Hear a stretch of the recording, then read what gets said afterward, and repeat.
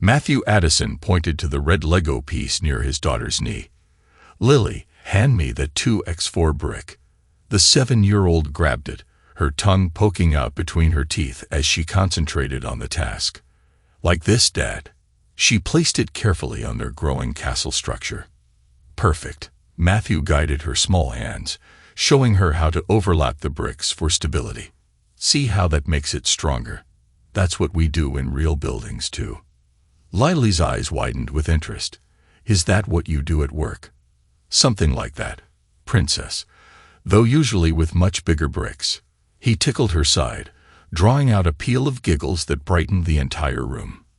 The weekend visits with Lily were Matthew's sanctuary, precious hours where the complexities of his divorce from Hannah melted away. In these moments, surrounded by scattered Lego pieces and the sweet scent of chocolate chip cookies baking in the oven, he could almost forget the bitter custody arrangements and the way his ex-wife's new boyfriend, Thomas, had systematically dismantled their family. The timer chimed from the kitchen. Lily jumped up, nearly toppling their creation. "Cookies. Careful there, architect." Matthew steadied the castle with one hand while catching Lily's elbow with the other. Rule number 1: never rush around construction sites. They moved to the kitchen together, Lily skipping ahead while Matthew followed at a more measured pace. He watched her pull on the child-sized oven mitts he'd bought specifically for their baking sessions, her face crunched in concentration. "Remember," he started. "I know, Dad, hot things are dangerous." She stood back, allowing him to open the oven and remove the cookie sheet. The smell of fresh-baked cookies filled the apartment, a scent that used to be commonplace in their old house before Hannah changed, before Thomas. Matthew's jaw tightened at the memory of their last family Christmas, just 6 months before everything fell apart. 3 years ago, the charity gala buzzed with Bayshore's elite, crystal champagne flutes catching the light from ornate chandeliers. Matthew adjusted his bow tie, scanning the crowd for Hannah. He spotted her near the silent auction tables, but she wasn't alone. A man Matthew didn't recognize leaned close to his wife, speaking into her ear. Hannah laughed, touching the stranger's arm with familiar ease. Something cold settled in Matthew's stomach as he approached. "There you are," he said, sliding an arm around Hannah's waist. She stiffened slightly at his touch. "Matthew," the stranger's voice dripped with false warmth, "I've heard so much about you." "Thomas More." He extended his hand, gripped firm and challenging. "Hannah's been telling me about your work. Residential architecture, isn't it?" "Among other things," Matthew replied evenly, noting how Thomas's designer suit probably cost more than his monthly mortgage payment. "We've just secured a contract for a new community center downtown." "Ah, public works." Thomas's smile didn't reach his eyes. Noble, if a bit rigid. "But then, Hannah mentioned you're quite traditional in your approaches." Hannah shifted uncomfortably beside him. "Thomas is developing that new luxury high-rise on Lakeview, the one with the rooftop infinity pool." "You should see the plans," Thomas continued, producing his phone. Hannah found them fascinating. "Sometimes a fresh perspective is exactly what we need, wouldn't you say?" The conversation continued, each of Thomas's carefully crafted comments designed to diminish and undermine. Matthew watched his wife's reactions, noting how she seemed to lean toward Thomas, how her laughs became more genuine at his jokes, how her eyes lingered on him when she thought no one was watching. That night marked the beginning of the end, though Matthew wouldn't realize it until months later. Hannah grew distant, critical of everything from his parenting style to his career choices. The woman who once supported his dedication to creating spaces for communities now mocked his lack of ambition. Present day. "Dad, can I have milk with my cookies?"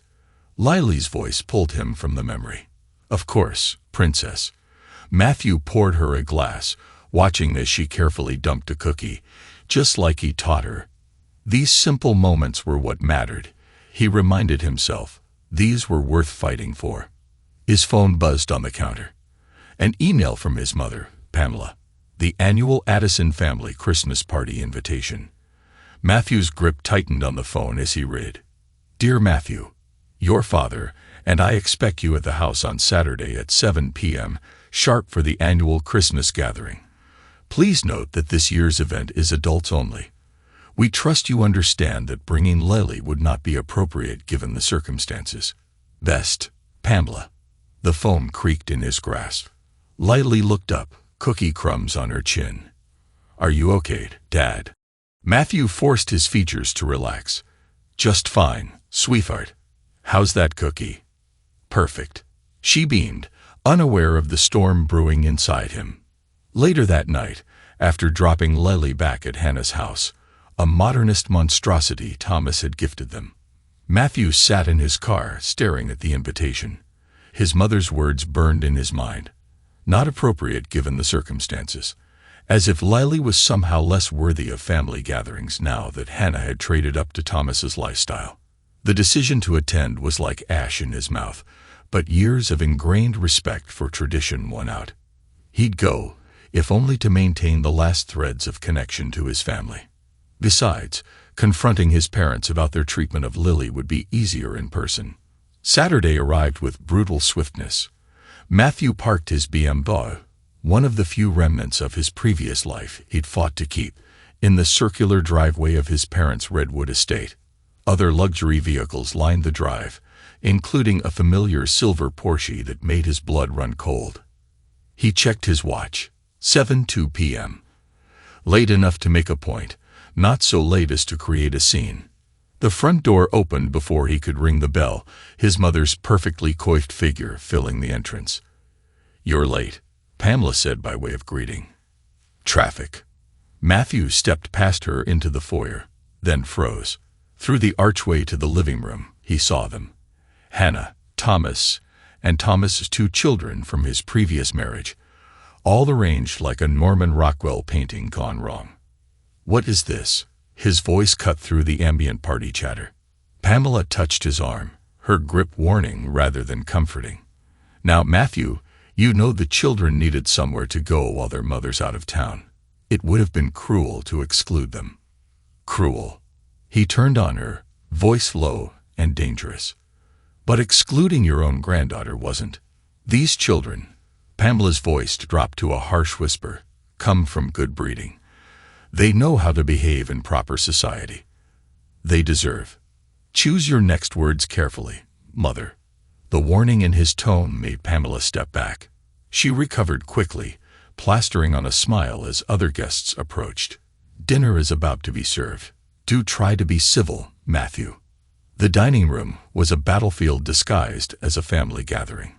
Matthew found himself seated directly across from Hannah and Thomas, forced to watch as Thomas's children, Sebastian and Eva, both teenagers, monopolized his parents' attention.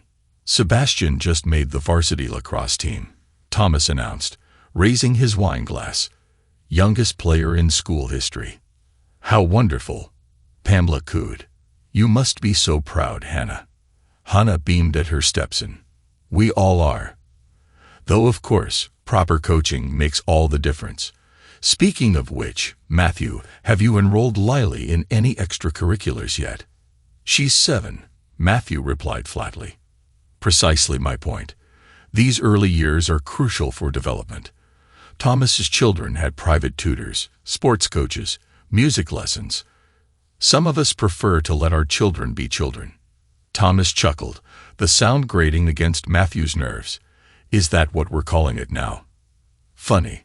I always thought of it as stagnation. But then, that seems to be a pattern with you, doesn't it, Matthew? Comfortable mediocrity. The crystal wine glass in Matthew's hand threatened to shatter under his grip. Careful, Thomas. You're not as untouchable as you think. Matthew. Pamela's sharp tone drew attention from nearby guests. A word. Now. He followed his mother into the study, the same room where his father had once praised his decision to pursue architecture. Now it felt like an interrogation chamber. What do you think you're doing? Pamela demanded once the door closed. Creating a scene at my dinner party. Your dinner party. Matthew laughed without humor. Is that what this is? Not a calculated display of favoritism. Don't be dramatic. Hannah and Thomas are pillars of the community now. Their children are not your grandchildren. The words exploded from him. Lily is your granddaughter, your blood.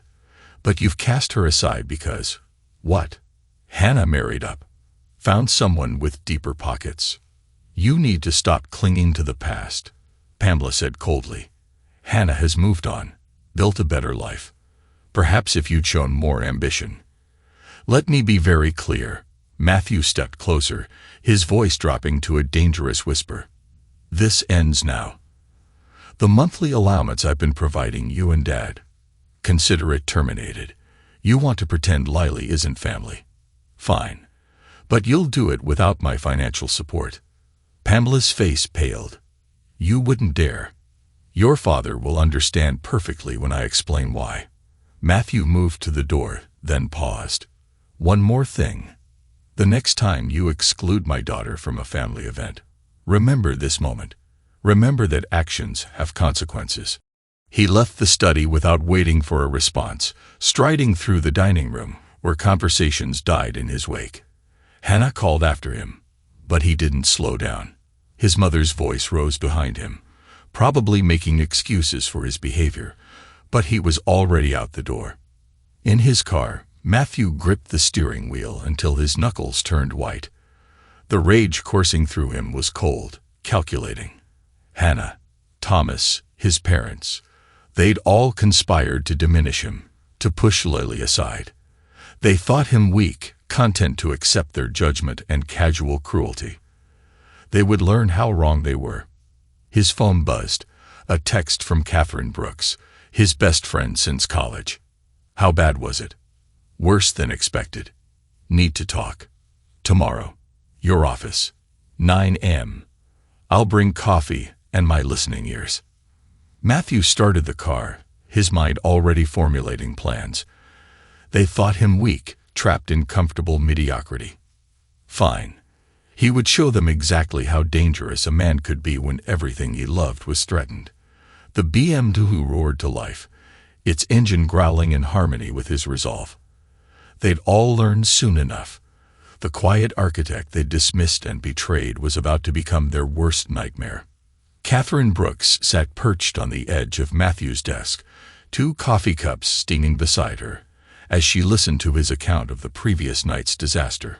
Her dark eyes narrowed at each new detail, years of friendship allowing her to read between the lines of his carefully controlled narrative. So let me get this straight, she said, pushing a strand of auburn hair behind her ear. They invited Thomas's kids, but explicitly excluded Lily. That's beyond cruel. It's calculated. Matthew stood at his office window, watching Bayshore's skyline blur through the morning haze. It was a message. Hannah's new life is acceptable. Mine isn't.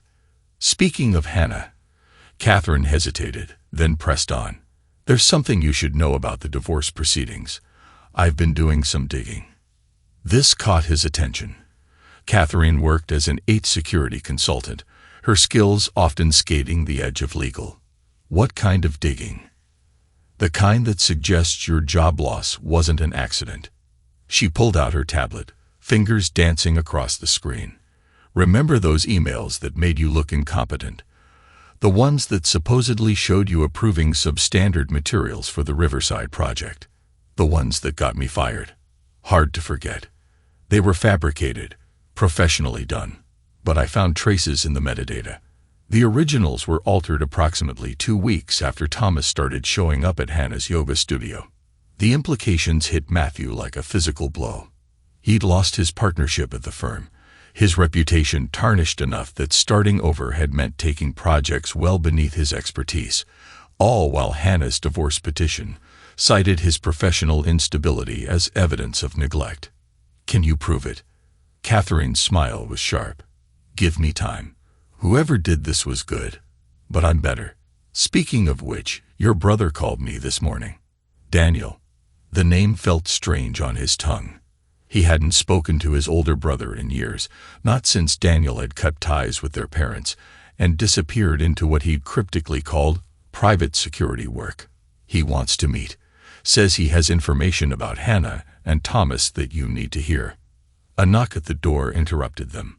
Matthew's assistant poked her head in. "Mr. Addison, your daughter's school is on line 1. They say it's urgent." The call lasted less than 5 minutes, but each word from the school counselor made Matthew's blood pressure rise. Lily had been found crying in the bathroom, refusing to return to class. When questioned, she'd finally admitted to overhearing Thomas yelling at his son Noah the night before, threatening physical violence. "We're required to report any mentions of domestic disturbance," the counselor explained, "but given Mr. Moore's position on the school board." "I'll be there in 20 minutes. Matthew cut her off, already grabbing his jacket. Catherine stood. "I'll call Daniel, set up that meeting." "And Matthew?" She caught his arm. "Whatever you need. I'm in. These people need to pay." The school's administrative office smelled of industrial cleaner and bureaucracy. Lily sat hunched in an oversized chair, her small frame swimming in her private school uniform. She launched herself at Matthew the moment he appeared. "Dad." He caught her, noting how she trembled against him. "It's okay, princess. I've got you." The counselor, a well-meaning woman named Miss Prince, tried to intervene. "Mr. Addison, we still need to discuss. My daughter is clearly distressed. We'll discuss this later." His tone left no room for argument. In the car, Lily slowly began to open up. Thomas got really mad at Noah for breaking something in his office. He said he'd teach him what real discipline meant. Matthew's hands tightened on the steering wheel. "Did he hurt Noah?" "I don't know. I hid in my room, but I could hear Noah crying, and Mom was yelling at Thomas to calm down." Lily's voice dropped to a whisper. "I don't feel safe there, Dad." "Look at me, Lily." He waited until her eyes met his in the rearview mirror. "I promise you, I'm going to fix this. No one is going to hurt you or make you feel unsafe. Do you understand?" She nodded, but the fear lingering in her eyes fed the rage building in his chest. By the time he dropped her back at Hannah's house, after Lily had calmed down enough to return to school, his phone was already buzzing with messages. "Hannah, how dare you embarrass us at the school like this? Thomas would never harm the children. You're just jealous of our success. Pamela." Hannah called in hysterics. "Why must you continue making things difficult?" The last message was from an unknown number. "Grand Hyatt Bar, 7 p.m. We need to talk about Hannah and Thomas. Daniel." The rest of the day passed in a blur of client meetings and barely contained fury. At 6:55 p.m., Matthew walked into the Grand Hyatt Bar, scanning the crowds until he spotted a familiar figure in the corner booth. Daniel Addison had aged since Matthew last saw him. Silver threading through his dark hair, but his presence still commanded attention. He stood as Matthew approached, the brothers sizing each other up across years of silence. "Little brother," Daniel gestured to the seat across from him. "You look like hell. Years of family betrayal will do that." Matthew sat, noting how his brother had positioned himself to view all exits. "Why now, Daniel?" A waitress appeared. Daniel ordered scotch for both of them, waiting until she retreated before speaking.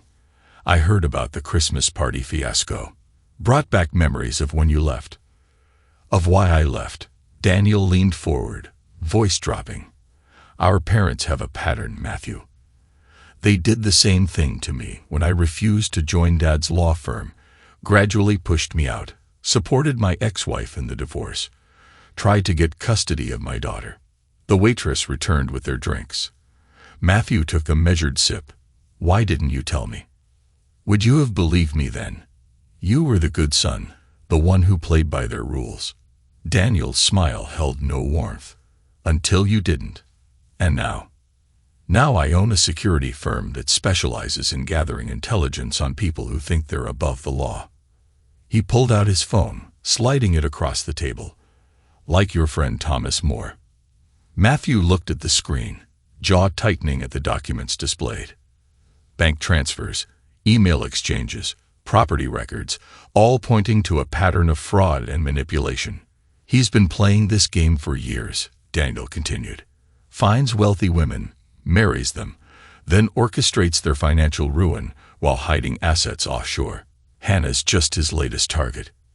Hannah made her choice, Matthew said coldly. True, but Lily didn't. Daniel took back his phone. I'm offering my help, brother, my resources, my expertise. Let's make them all pay for what they've done. The scotch burned Matthew's throat as he considered the offer. Why? Because you're my brother. Because Lily deserves better. And because some debts can only be paid in blood. Later that night, as Matthew drove home, his phone rang. Catherine's voice came through the car speakers, tense with urgency. Hannah's filing for full custody. She's using the school incident as evidence of your instability. Matthew's laugh held no humor. Of course she is. That's not all. I found something in Thomas's email server. You need to see this. Catherine was waiting at his apartment when he arrived, her laptop open on his kitchen counter. Look at these email exchanges between Thomas and your old firm's IT department. She showed him the screen. He didn't just frame you.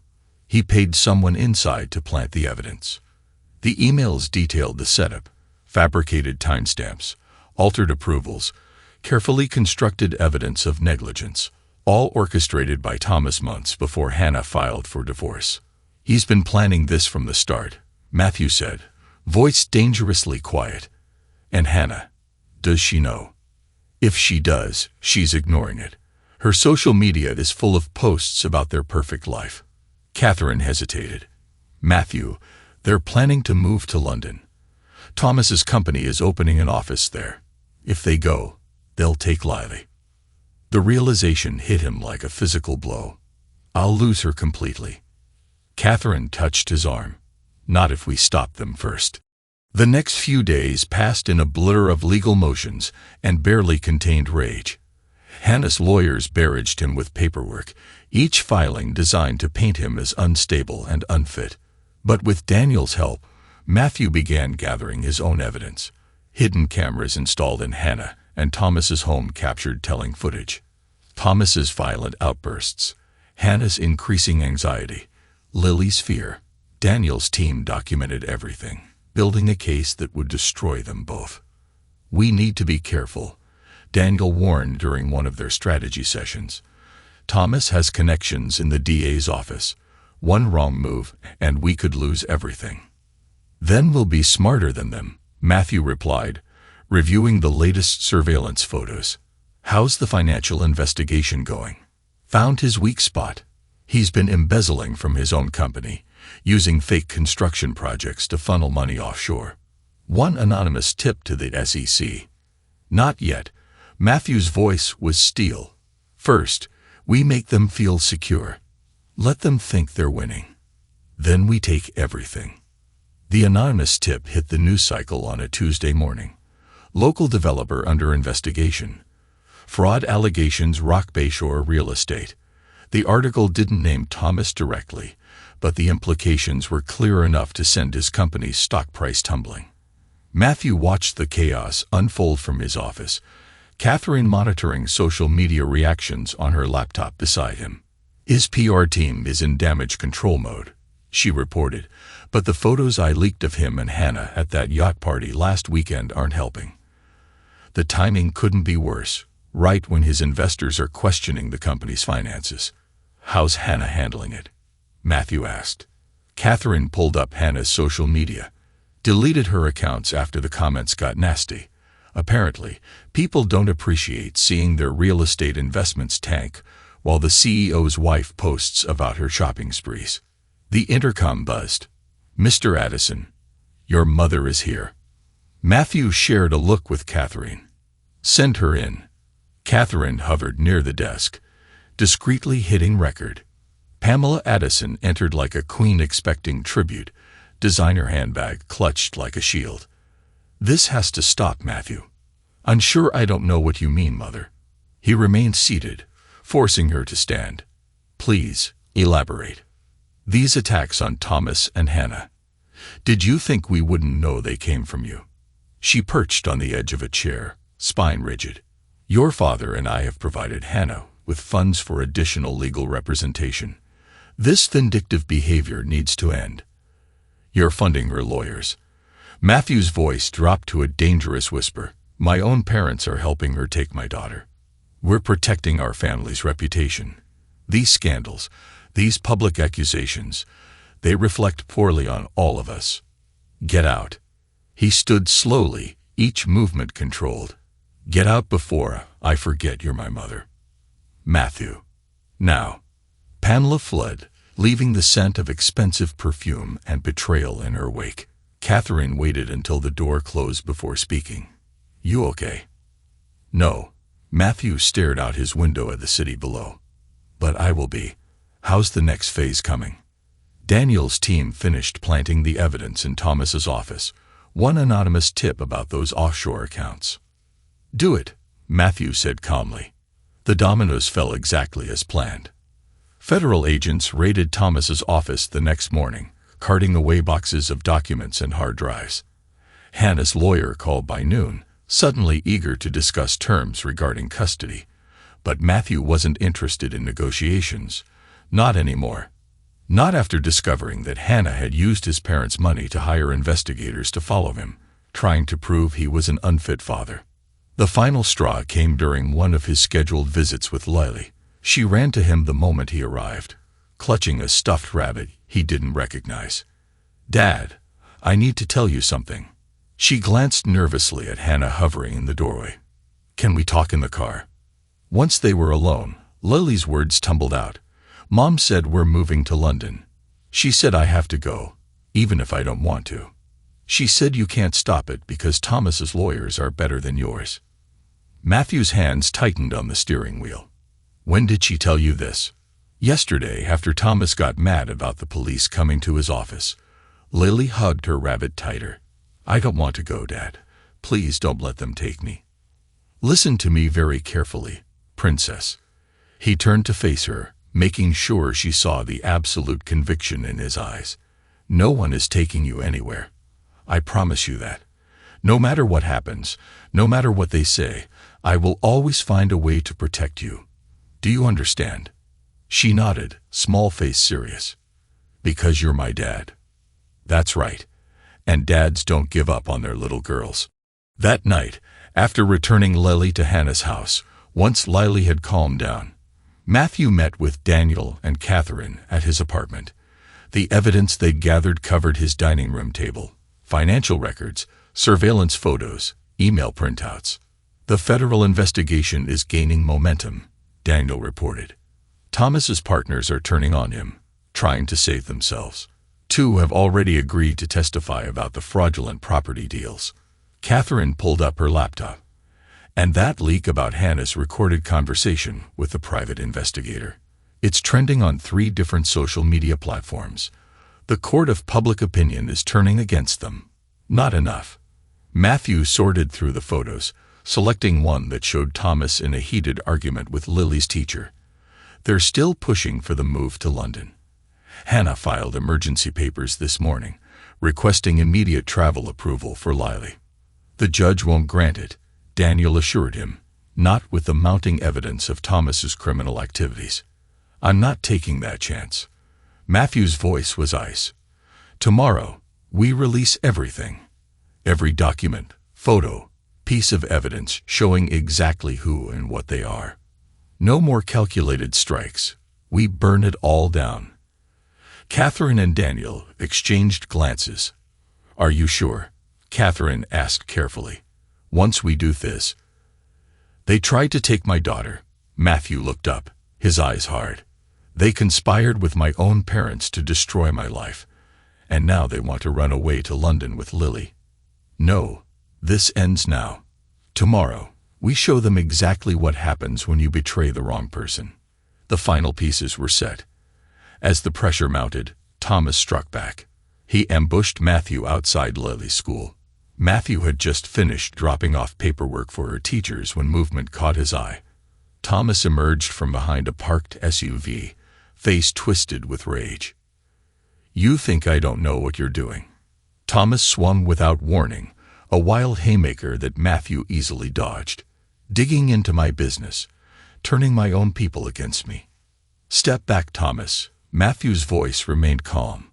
You're on school property. Curse you. Thomas charged, throwing another punch. This time, Matthew didn't dodge. He blocked the strike and countered with a precise combination. Jab, cross, elbow. Thomas stumbled back, blood spraying from his broken nose. I warned you. Matthew advanced, movements controlled. Thomas pulled a knife, slashing wildly. I'll end you. You've ruined everything. Matthew caught Thomas's wrist, twisted until bones cracked. The knife clattered to the pavement. A swift kick shattered Thomas's knee. He went down screaming. Security cameras captured everything. Within hours, footage of Thomas's attack spread across social media. His own lawyers couldn't spin armed assault on school grounds. A restraining order came through by evening. How's it feel? Catherine asked later, watching news coverage in Matthew's office, landing the first public blow.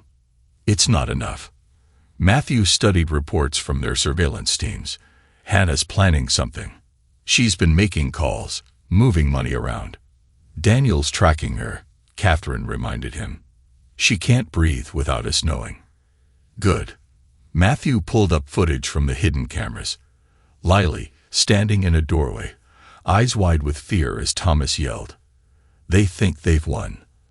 Let them feel secure. Meanwhile, we'll dismantle everything they've built.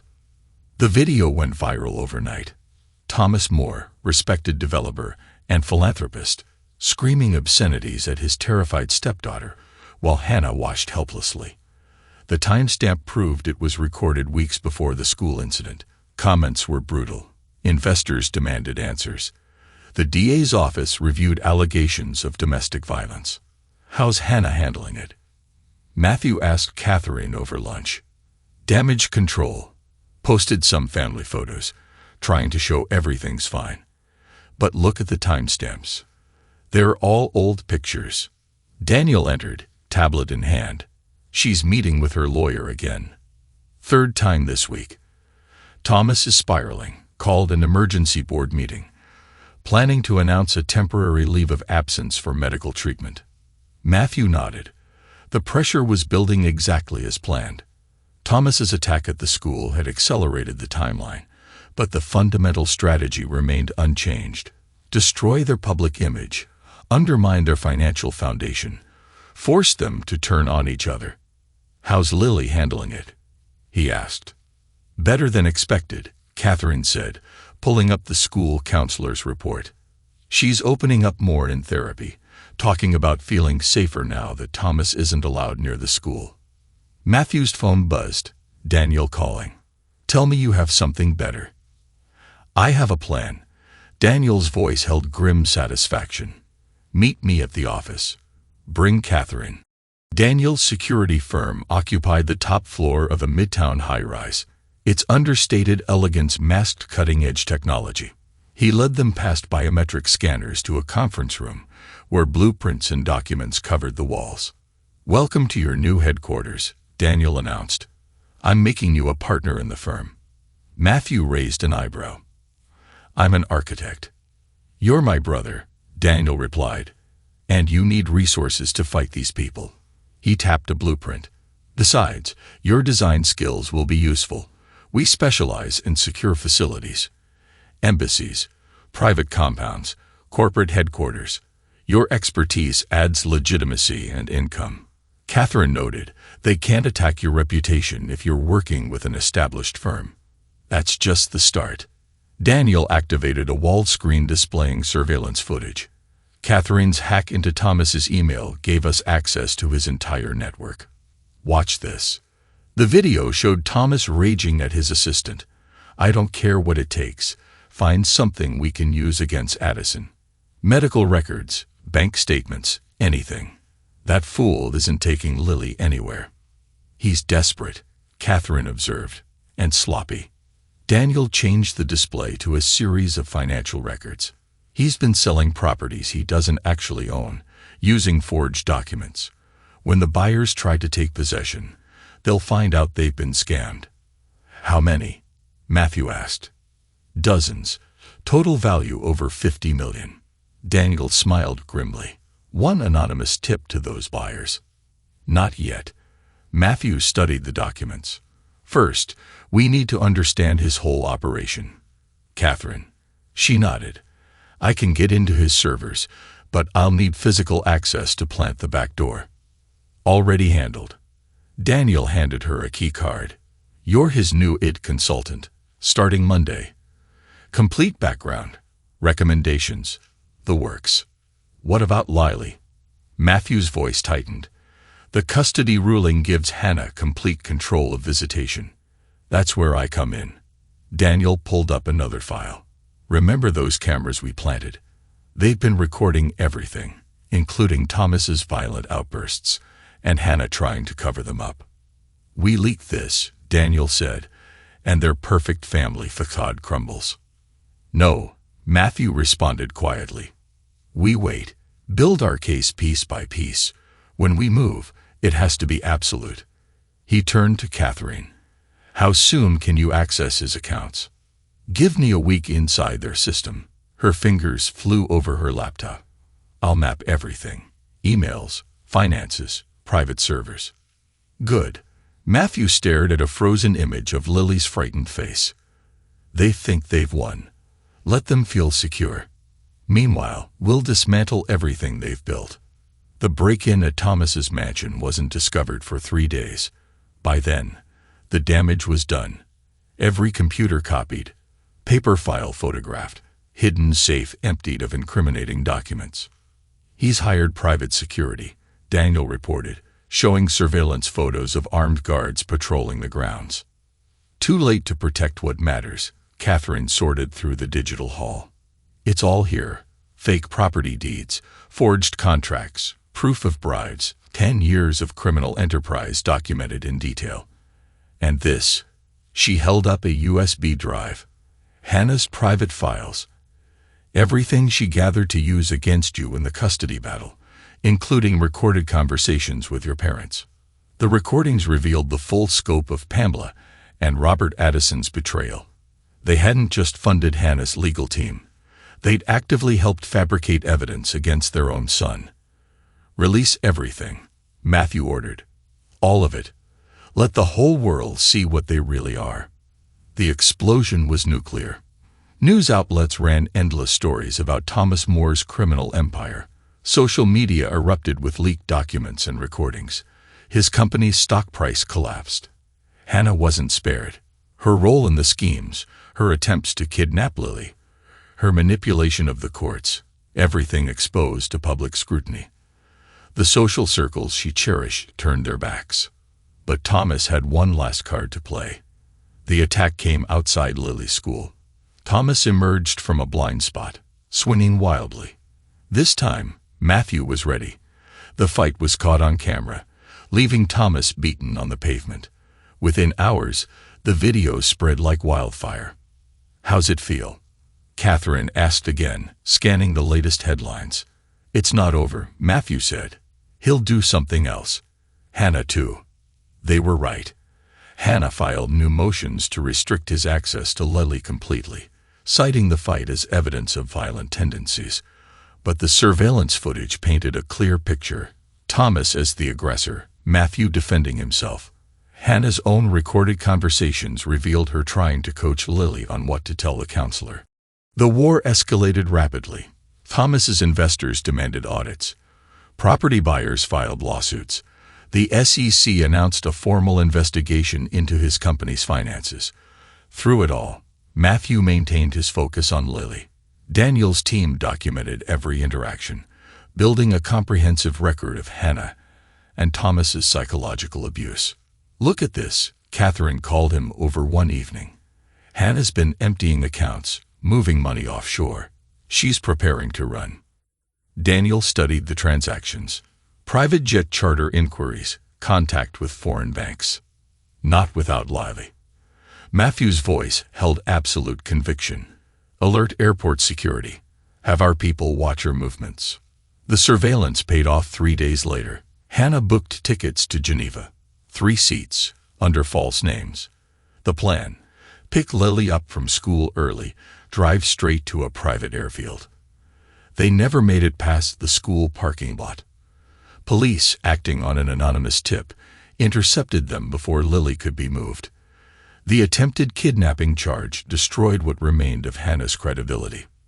The emergency custody hearing lasted less than an hour. Between the kidnapping attempt, documented abuse, and financial crimes, the judge had no choice. Matthew received temporary full custody, with Hannah's access restricted to supervised visits. "It's not over," Daniel warned as they left the courthouse. "Thomas is still out there, and he's got nothing left to lose. Let him come." Matthew watched Lily climb into Catherine's car, safe and protected. He's already lost everything that matters. He just doesn't know it yet. The attack came at midnight. Professional hitmen hired with the last of Thomas's liquid assets. They'd breached Daniel's security with inside help, reaching Matthew's private office. They found him waiting. "Did Thomas really think I wouldn't be prepared?" Matthew asked the first man through the door. The shotgun in his hand spoke louder than words. The fight was brief and brutal. Daniel's tactical team responded within minutes. When it ended, 3 attackers were dead, 2 in custody. Among their possessions, orders to make it look like a robbery gone wrong. Thomas fled the country that night, using a private plane and a false passport, but he couldn't resist a final message. "You've won nothing. Everything you love will turn to ash." The threat proved empty. Within weeks, Interpol located him in Dubai. The extradition process began immediately. Hannah made her own last stand, walking into Matthew's office unannounced. "I'm pregnant," she announced. "It's yours." From that night after the charity gala. Matthew's laugh held no humor. "You mean the night you claim I attacked you? The night your own security cameras show you never left Thomas's house." He slid a folder across his desk. "DNA test results. Your doctor's records. Did you really think I wouldn't know about the fertility treatments you and Thomas were pursuing?" She crumpled into a chair. I can't lose everything." "You already have." Matthew's voice was ice. "The same way you made me lose everything. The difference is, I fought back." The final pieces fell swiftly. Thomas's extradition approved, Hannah's assets frozen. The courts began criminal proceedings against everyone involved in the conspiracy. Through it all, Matthew focused on Lily. Therapy sessions helped her process the trauma. Regular routines restored her sense of security, and slowly the light returned to her eyes. "Are they going away forever?" she asked one night, curled against him during their regular reading time. "Yes, princess." Matthew stroked her hair. "They can't hurt us anymore." Later that night, as Act 2 of their struggle closed, Matthew stood on the compound's balcony. Behind him, Catherine and Daniel discussed security arrangements. Below, armed guards patrolled the perimeter. His enemies were neutralized, their threats defanged. But he knew the war wasn't truly over. Thomas might have offshore connections. Hannah's desperation made her unpredictable. His parents' influence, though diminished, wasn't completely destroyed. The battle was won, but Matthew Addison had learned the hard way. Victory meant nothing without total destruction of those who would harm his family. The real war was just beginning. In the therapist's office, Lily chattered excitedly about her latest art project. Dr. Sarah Myers nodded encouragingly, taking notes while Matthew watched from a chair near the door. "And then Dad helped me build a proper easel," Lily explained, gesturing with paint-stained hands. "He says artists need the right tools." "That's wonderful, Lily." Dr. Myers smiled. "You seem much more comfortable expressing yourself lately." "Dad says it's okay to feel things," Lily said, glancing at Matthew, who nodded, his expression softening only for her. After the session, Dr. Myers asked to speak privately with Matthew. Lily waited outside with Daniel's security team, already pulling out her sketchbook. "She's making remarkable progress," Dr. Myers said. "The nightmares have decreased significantly, and she's processing her emotions in healthier ways." Matthew detected the hesitation in the therapist's tone. But she still fears abandonment. The attempted kidnapping left deep scars. She needs stability, consistency. She has it, Matthew responded firmly. Thomas and Hannah can't hurt her anymore. Speaking of her mother, how are the supervised visits going? They're not. His jaw tightened. Hannah forfeited her last 3 appointments. Apparently, rehab takes priority. They discussed Lily's treatment plan, but Matthew's mind was already on his next meeting. Daniel had updates on their expanding business ventures. The new firm, Addison Security and Design, had quickly established itself as Bayshore's premier provider of secure architecture. Their client list included foreign embassies, tech billionaires, and corporations paranoid about industrial espionage. The Saudi contract is signed, Daniel reported when Matthew arrived at their offices. $20 million for the initial phase, with options for expansion. Catherine looked up from her computer station, plus 3 more inquiries from Silicon Valley executives.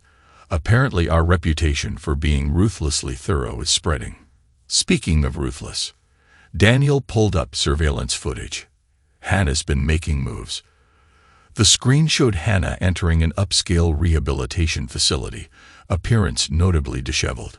She's claiming the stress of our persecution drove her to addiction. Her lawyers are trying to spin it as grounds for sympathy in the custody case. Let them try. Matthew studied the footage. How's the infiltration going? Our person inside says she's not actually participating in therapy, just using the facility to hide while she plans her next move, Catherine added. She's been making calls to Thomas's old contacts, looking for leverage, probably. She won't find any. Matthew's smile held no warmth. Those contacts are either in prison or cooperating with federal prosecutors. They were interrupted by a call from Matthew's assistant. The final designs for the new community center project. Sir, the board needs your approval today. The community center project represented more than just business. Located in a struggling neighborhood, the center would provide after-school programs, job training, and support services for families affected by domestic violence. Matthew had personally overseen each detail, from the security systems to the child-friendly spaces. They're saying you'll win the Urban Development Award, Catherine noted.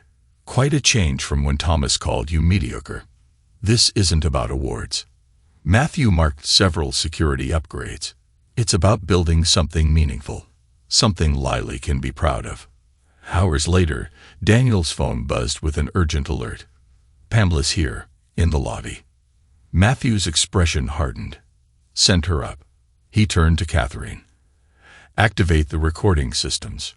Pamela Addison had lost her polished society veneer. Her designer clothes hung loose on her frame, and her makeup couldn't hide her exhaustion. I've come to apologize, she began. Have you? Matthew didn't offer her a seat. Or are you here because the country club rejected your membership renewal? Because your friends won't return your calls? Because Dad's law firm is hemorrhaging clients? We were wrong. Her voice cracked. The things we did, helping Hannah. We thought we were protecting the family name. No. Matthew's tone could have frozen fire. You thought you were protecting your social status. Lily was just collateral damage. Please, son. I'm not your son. Not anymore. You chose Hannah's lies over Lily's well-being. You funded the legal attacks meant to take my daughter away. That's not what parents do. What can I do to make this right? Tears streaked her makeup. Nothing. Matthew moved to the door. The time for reconciliation passed when you helped Hannah try to kidnap Lily. Now get out of my building before I have security remove you. After she fled, Catherine spoke softly. That was harsh. That was necessary. Matthew returned to the community center plans. Some betrayals can't be forgiven. Days blended into weeks as Addison Security and Design expanded. Lily thrived under a consistent routine. School, therapy, art classes, protected time with her father. The dark circles under her eyes faded. Her laughter came more freely. Even Hannah's absence proved beneficial. Without her toxic influence, Lily began processing her experiences with remarkable resilience. "Dad," she asked one evening during their regular puzzle time, "is Mom ever coming back?" Matthew set down his puzzle piece. "What do you want to happen?" "I don't want her to hurt us anymore. I don't want to be scared." "Look at me, Lily." He waited until she met his eyes. "No one will ever hurt you again. I promise." "Because you're strong now?" she asked. "Because I'll always protect you, no matter what." The moment was interrupted by Daniel's arrival, his expression saying something had changed. Hannah checked out of rehab. He reported once Lily was occupied with her puzzle, and she's filed a new motion with the court. Matthew's jaw tightened. On what grounds? Claimed she's completed treatment, wants to restart supervised visits. Daniel handed over a tablet. "But that's not all. Look who's funding her legal fees." The bank records showed transfers from offshore accounts, desperate attempts by Thomas's hidden assets to strike one last blow. "He's still trying to hurt us," Lily said quietly, startling them.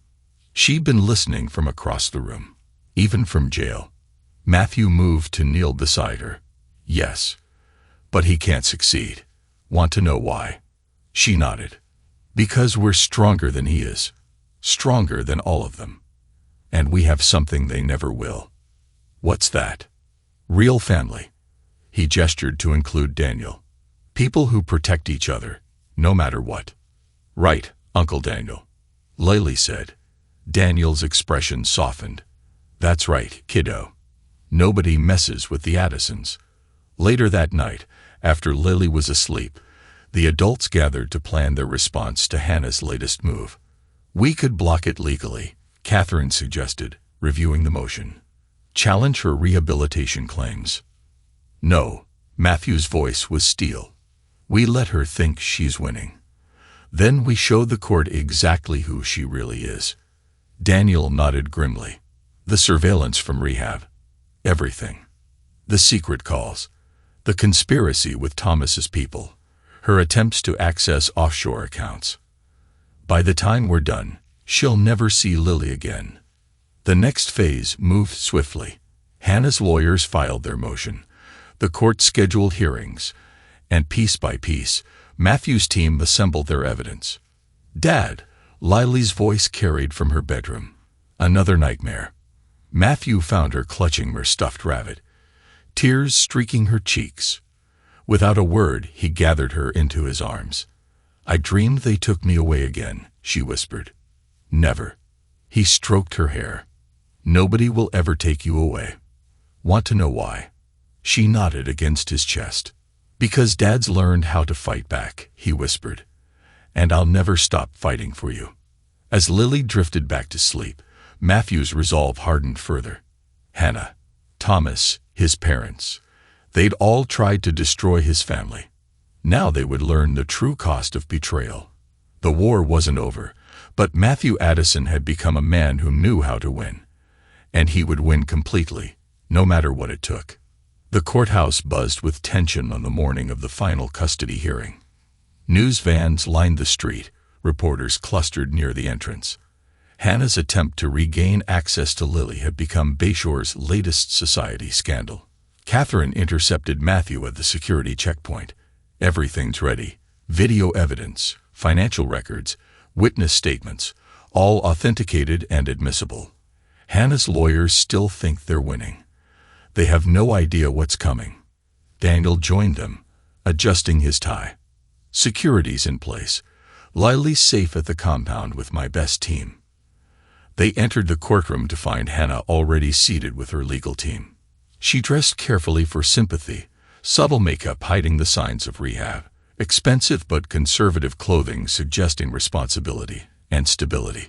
Judge Marion Harlow began proceedings promptly at 9. Hannah's lawyer, James Rich, opened with practiced sincerity. "Your Honor, we're here today because a mother seeks to rebuild her relationship with her child.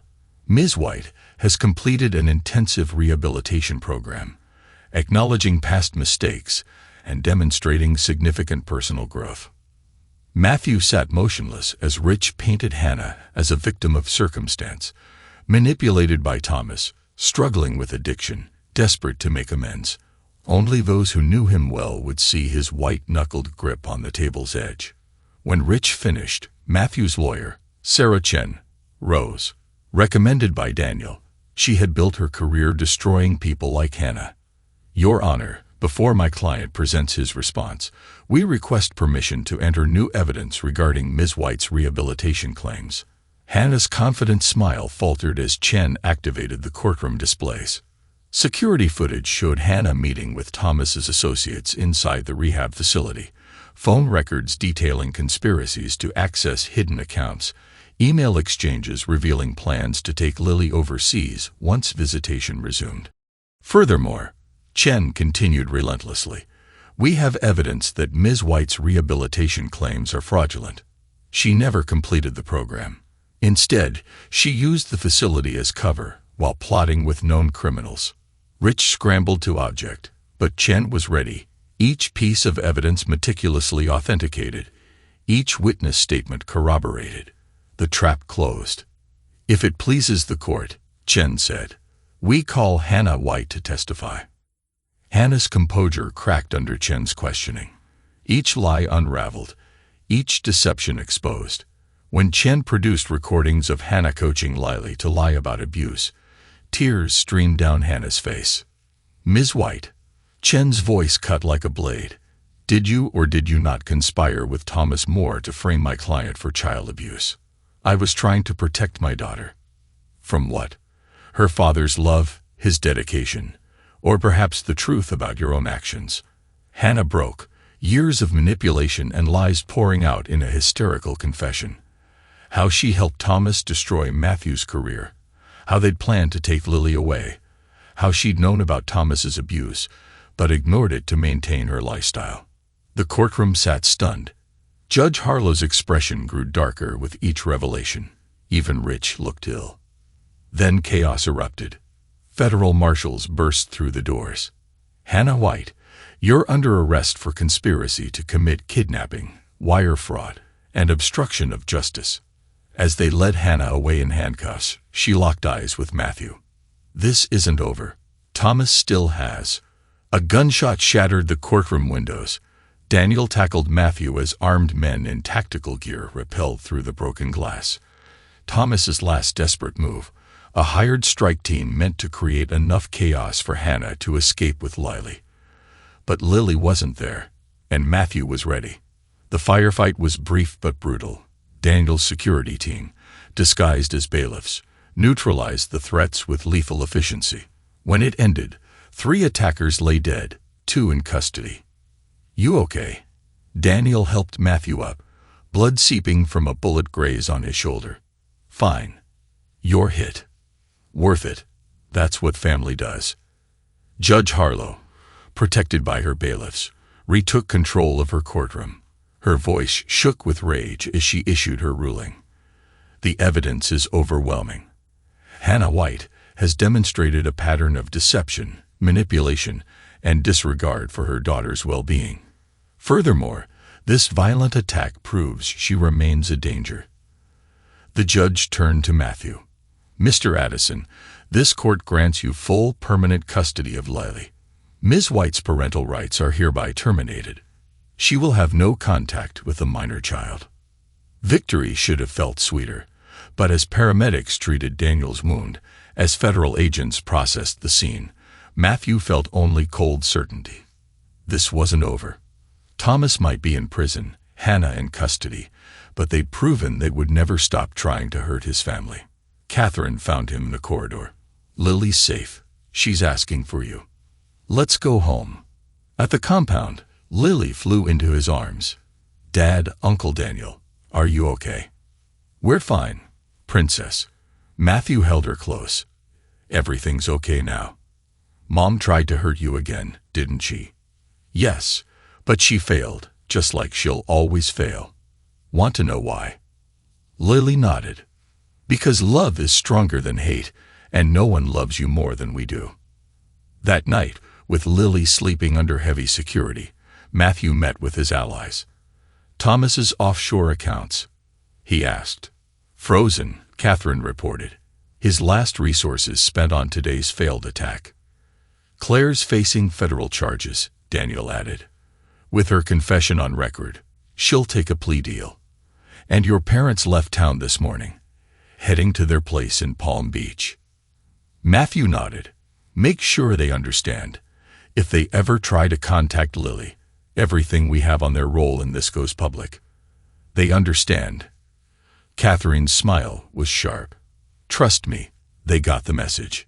Later, standing in Lily's doorway and watching her sleep, Matthew reflected on the cost of victory. He'd become someone harder, darker, capable of inflicting the same pain his enemies tried to cause. But looking at his daughter's peaceful face, he knew it was worth it. Some prices had to be paid. Some enemies had to be destroyed completely. 2 years passed. Lily's artwork covered the walls of their new home, bright colors and hopeful images tracking her recovery. Her latest piece, a family portrait showing Matthew, Catherine, Daniel, and herself, held pride of place above the fireplace. She's got real talent, Catherine said, wrapping her arms around Matthew's waist. Her engagement ring caught the morning light. She's got real everything now. Matthew watched Lily in the garden, teaching Daniel's daughter Emma how to plant flowers. Safety, security, family. The community center project had won multiple awards, its success spawning similar developments across the country. Addison Security and Design had become the industry leader, its reputation for protective innovation drawing clients worldwide. Hannah served her sentence in federal prison, all appeals exhausted. Thomas's empire lay in ruins, his fortune seized, his reputation destroyed. They were ghosts now, unable to harm the family they tried to tear apart. Pamela and Robert Addison discovered their own exile. Social invitations vanished. Their membership in elite circles evaporated. They faced the same rejection they'd forced upon Matthew and Lily. Eventually, they left Bayshore entirely. The doorbell rang, Lily's art teacher arriving for her weekly lesson. The lesson represented more than just creative development. It symbolized normalcy, the routine Hannah and Thomas had tried to steal. Dad. Lily called from the garden. Come see what Emma and I planted. Matthew joined his daughter, Catherine, beside him. Daniel watched from a chair, his arm fully healed but still a reminder of what they'd survived together. This was victory, not the destruction of enemies, though that had been necessary, not the accumulation of power, though it served as a shield. True victory was Lily's smile, her laughter, her trust that no one would ever hurt her again. The roses will bloom next spring, Lily explained excitedly. Miss Peters says they need time to grow strong roots first. Just like people, Catherine said, squeezing Matthew's hand. Lily nodded seriously. That's what Dr. Myers says too, that healing takes time but makes us stronger. Looking at his family, the one he'd fought for, killed for, remade himself to protect, Matthew knew they had grown stronger than their enemies could ever imagine. Hannah and Thomas had tried to destroy them with betrayal and violence. Instead, they'd forged an unbreakable bond. That evening, after Lily's art lesson, she presented Matthew with a new drawing. It showed their family standing together, protective circles overlapping to keep the darkness at bay. It's us, she explained, how we protect each other. Matthew hugged her close. Always, princess, no matter what. Later, preparing for bed, Catherine asked the question that had lingered unspoken. Do you ever regret how far we went? The things we had to do? No. Matthew's voice held absolute conviction. They tried to destroy everything I loved. They had to learn that some men can't be broken. Some fathers won't stop until every threat is eliminated. And now we live, we love, we build something stronger than they could ever tear down. From down the hall came Lily's voice, calling for her goodnight hug. As Matthew moved to answer, he caught his reflection in the mirror. He had changed, become someone harder, more dangerous. But watching Lily's face light up as he entered her room, he knew every change was necessary. Some prices were worth paying. Some battles had to be won completely. And some fathers would remake themselves into whatever their children needed them to be. 10 years later, the graduation ceremony at Bayshore Preparatory Academy buzzed with excitement. Lily Addison, now 17, sat tall and confident at the front row of students. Valedictorian, full scholarship to a top university, only part of her story.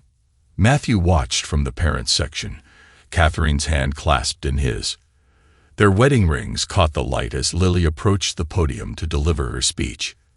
Daniel sat beside them, his daughter Emma beaming proudly at her older cousin. When I was 7, Lily began, voice steady and clear, I learned that family isn't just about blood. It's about protection, love, and sacrifice. Her eyes found Matthew's. My father taught me that some battles must be fought not just to win, but to ensure victory is absolute, to build something so strong it can never be torn down. The crowd listened, unaware of the deeper meanings in her words. They didn't know about the discreet security team positioned throughout the auditorium. They couldn't see Catherine's tablet monitoring surveillance feeds or Daniel's team conducting routine sweeps. Some vigilance never faded. Addison's security and design had evolved into a global enterprise, sought after by governments and corporations. Matthew and Daniel's partnership revolutionized the industry, merging architectural innovation with cutting-edge defense systems. Catherine oversaw the family foundation, building safe spaces for those affected by domestic violence, mirroring Lily's journey. Enemies who once threatened them had long been neutralized. Thomas died in prison under suspicious circumstances. Hannah completed her sentence. Emerging a broken woman, her attempts to contact Lily intercepted. Pamela and Robert passed away in quiet exile. After the ceremony, the family gathered at their estate, a fortress disguised as a luxury home, every inch designed for both comfort and security. Lily's graduation party celebrated the promise of a brighter future. Matthew smiled at his daughter, who now stood on the brink of adulthood with confidence that had once seemed impossible. Dad? Lily found him in his study. She had traded her cap and gown for a simple sundress, looking so much like the little girl he'd fought to protect. I've been thinking about joining the firm after college. Matthew studied her carefully. She understood exactly what that meant. Constant vigilance, tough decisions, unwavering devotion to protection. You don't have to follow my path. I know. Her smile held the same steel his once did. But I want to help others, build safe places, teach them how to defend themselves. She showed him preliminary designs on her tablet. I've been working on some ideas that combine security concepts with environmental psychology. He felt pride swell in his chest. You understand what you're choosing. Completely, she replied. You taught me protection isn't just walls and cameras. It's about being strong enough to defend what matters, no matter the cost. That evening, after the party and the final security suites, Lily mentioned another letter from Hannah, returned unopened, like all the rest. Some betrayals can't be forgiven, she said softly. You taught me that. Are you sure that's what you want? Catherine asked gently.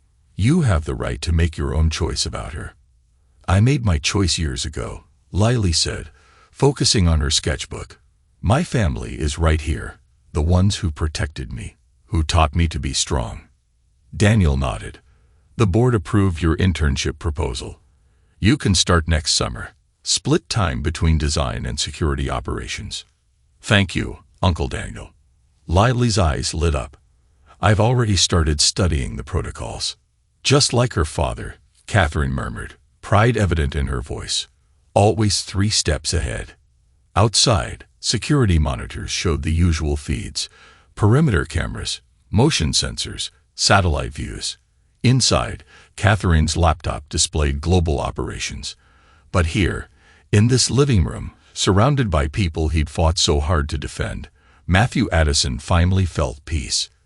They hadn't just survived, they had transcended, building something that would outlast them all.